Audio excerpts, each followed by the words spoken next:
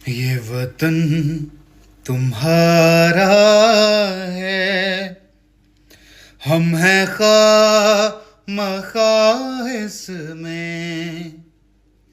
ये चमन तुम्हारा है, हम हैं खामखा इसमें।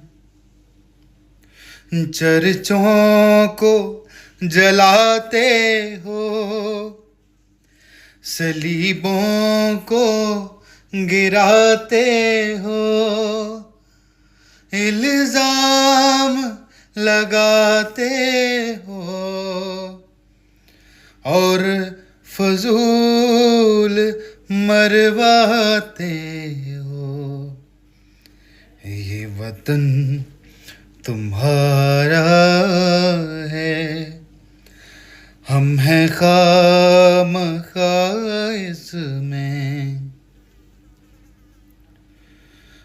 जाती दुश्मनी तुम्हारी, तौहीन पे उजराते हो,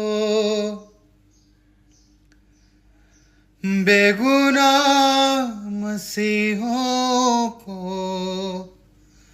संसार कराते हो।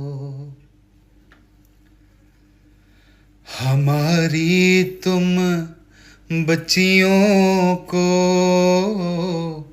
अगवा भी कराते हो।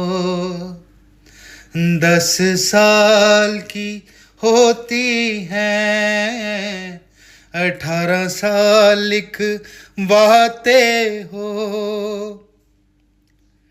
शादी उनकी तुम लोग फिर बुजुर्गों से कराते हो।